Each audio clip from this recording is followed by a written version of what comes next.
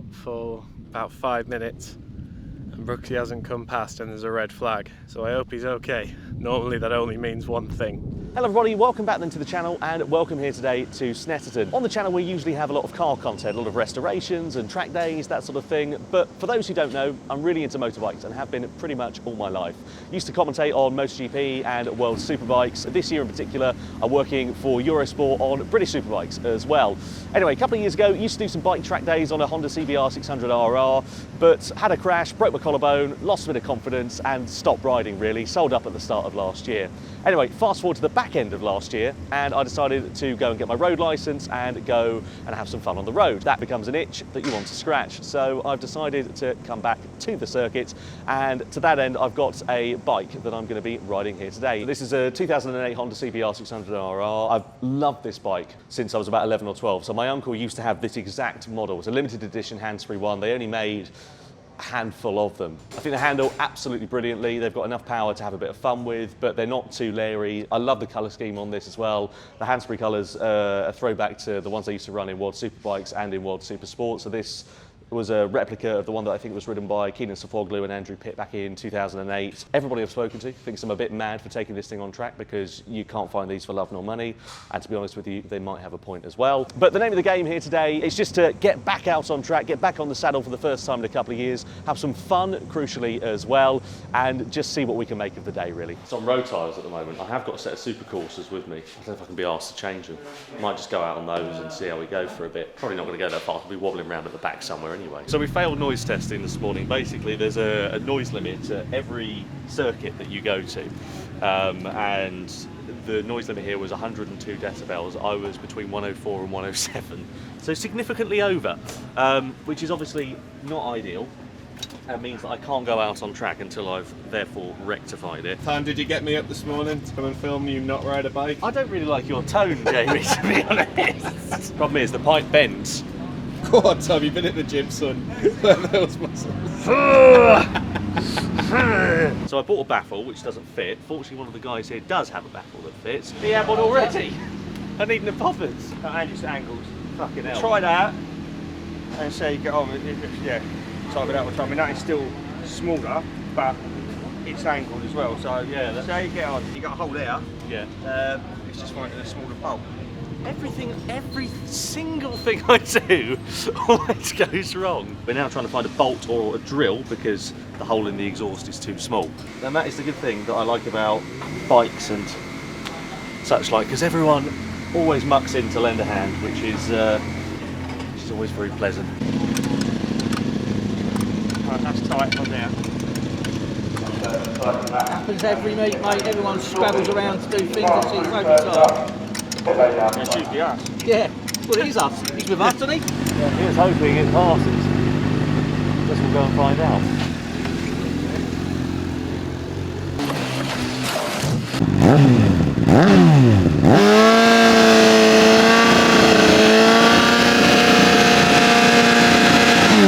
There we go. Happy days, mate.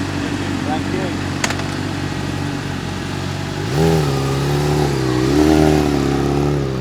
Matches the colours as well. Oh, that was a terrible. That's why I don't do vinyl wrapping or anything like that. Look at that. What does green mean? Green means novice, or the loser group. Group for losers. Now we're sort of getting ready to head out for the first proper session on the bike. Get a feel for things, stuck the tyre warmers on. I've adjusted the tyre pressures to what I think are about right. So we've got 28 on the front, 26 on the rear. So yeah, happy days. We'll give it a go, see how it feels, and yeah, just get a feel for the track and have some fun.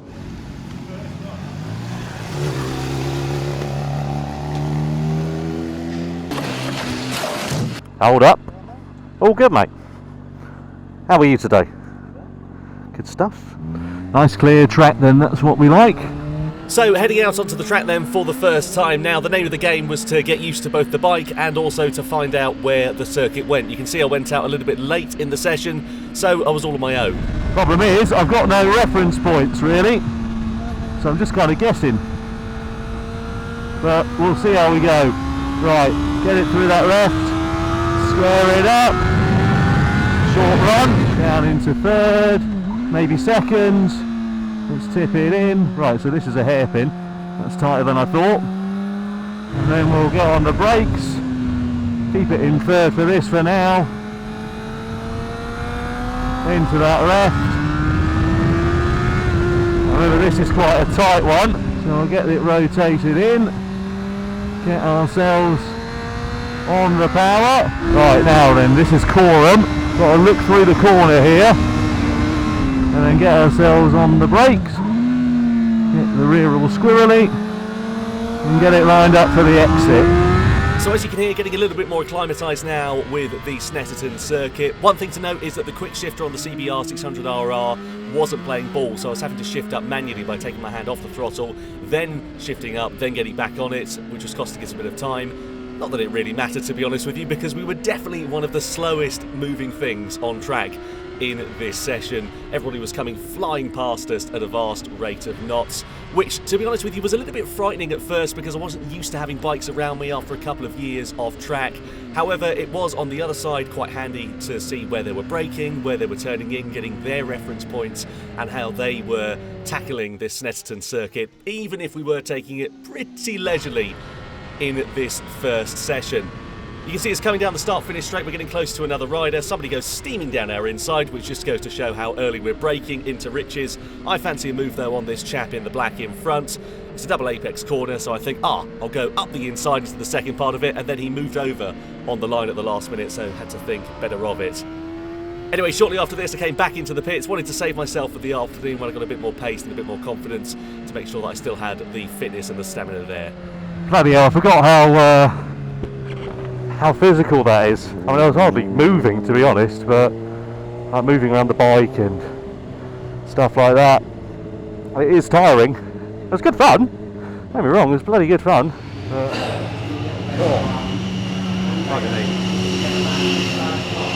forgot how physical it is doing a session. It was good fun, but I wasn't the slowest thing out there. I certainly wasn't the quickest. It feels like we're getting over it. We are. I mean, there's a little bit on edge here, but not far off getting over it. I'm not hanging off the bike anywhere near enough, basically. Just got to get used to the bike like moving around underneath you. I think that's what probably scares me most, is when the bike starts moving and you feel like, oh shit, I'm going to crash. But obviously you're not, because you're nowhere near the limit, but it's just like a lack of experience, basically.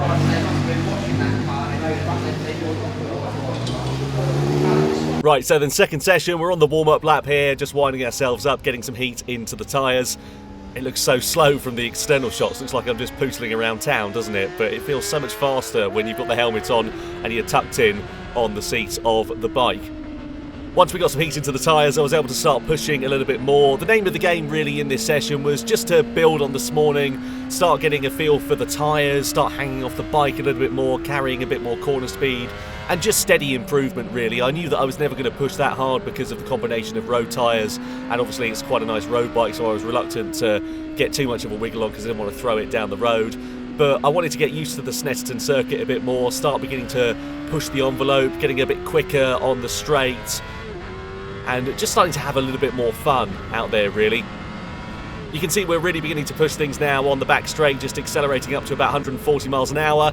That had some unintended consequences though, with the camera falling down under braking. So I think we'll have to switch to another shot for the remainder of this bit. Yeah, we'll have to go back and see my body position. So you can see we're hardly hanging off the bike at all really at this point, but we are getting used to things a little bit and getting a bit more confidence. Unfortunately, that confidence was short-lived, because you can see I noticed something on the bike as we came into one of the corners. Anyway, keep an eye out stage left as we accelerate up the gearbox, coming down the start-finish straight. There was a marshal there waving a present for me. Yeah, unfortunately the black flag was thrown, so we had to come into the pit lane at the end of the next lap, which brought an early end to our session. So rather unfortunate as we made our way down to get a telling off from the officials. I know what you're going to say. Yeah. Just got to get tightened up. Yeah. Alright? No worries, I'll head back in. Yeah, just go right. Yeah.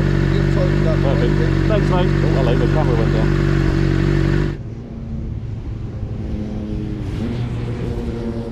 I've been waiting here at this spot for about 5 minutes and Brooksy hasn't come past and there's a red flag.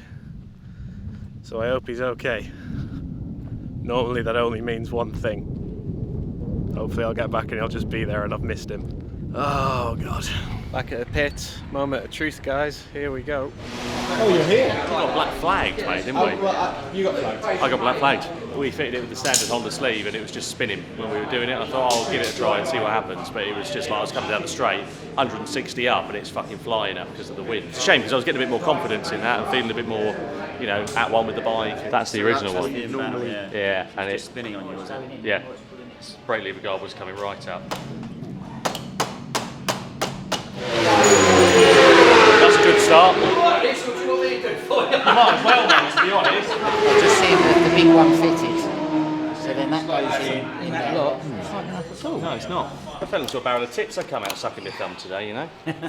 Basically, I now owe everybody lunch here, I think. So, beers are on me at the end of the day.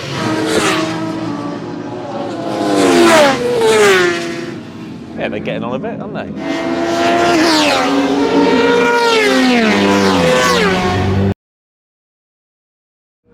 Thank you, mate. Put it in gear, that helps.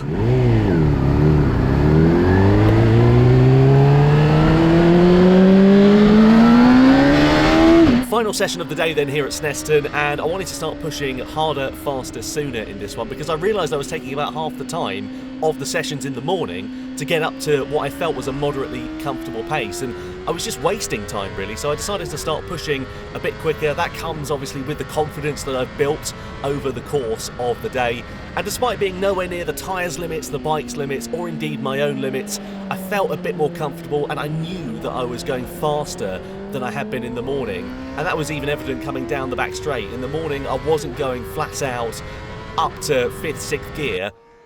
In the afternoon, as you can see, I was. Let's do a side-by-side comparison then, shall we, of 2 laps here. One in the morning session, one in the afternoon. So down into Riches, this is the first corner. You can brake so much later into here than I was doing, but even in this final session, despite the traffic in front of us, you can see we broke harder, we turned in earlier, we're carrying more corner speed through there. We managed to get our way past this bike in front of us with relative ease on the run down into Wilson's. Now, to be honest with you, I detested the hairpins on this track. I couldn't find a comfortable rhythm. Because I was wobbling around in the morning, you can see we're almost like taking a couple of bites of the cherry to get the bike turned in because I'm just over-slowing it so much.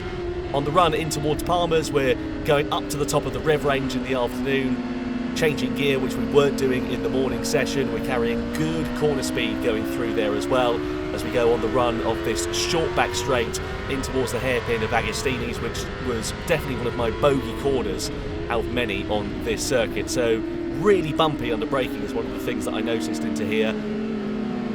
We're still quite significantly ahead compared to the morning session. Get a nice late apex through there and blast it on the run down in towards the next corner. In the morning, we're not even using the full width of the circuit, and you can see the bikes coming tumbling past us as well. So that just goes to show you what confidence can really do. And I knew that I was getting faster. I wanted to try and continue that momentum over the course of the lap. So into the right of Oggies and then into Williams. So this is like a double right-hander which leads on to the back straight. Again, not really pushing that hard in the morning, not pushing that hard in the afternoon, but certainly quicker, and carrying a lot more speed coming on towards this back straight as well, and also using all of the gears and all of the rev range as well as we head down this back straight. This is the Bentley straight, and you come into the left-hander of Brundle's afterwards and then into the right of Nelson's. It's a really clumsy sequence of corners. You can go quite fast into there, which is not what I was doing because I was so worried basically about getting the bike stopped and turned over. There's no slipper clutch on this CBR600RR, and obviously that psychological effect that it was having on me was definitely evident, but we're still carrying more speed. We're still able to keep that momentum going through the bomb hole here as well. And then there's just a couple of corners left between us and the end of the lap. You can see in the morning we're getting still passed on the course of this one, and I'm feeling a bit more confident in the afternoon. So this is into the right-hander of Coram. I really didn't like this sequence of corners either because it's a long right-hander. Then you've got to sit the bike up and flick it into the left-hander of Murray's. But we've already made it into the final corner and on the blast down the start-finish straight before we've made it through Coram in the morning. So we're significantly up on our time. Good confidence underneath us and a better lap time as well. Even though it is still pretty slow, a 2:45 was about 9 or so seconds quicker than we set in the morning session. So not massive progress, but that just goes to show how quickly you can drop pace once you've started to learn the bike and the circuit on track.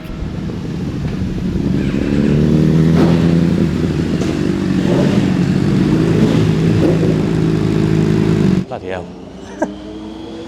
I forgot how physical it is to ride a bike, but yeah, that was great fun. Picked up a little bit more pace in that session, felt more comfortable on the bike.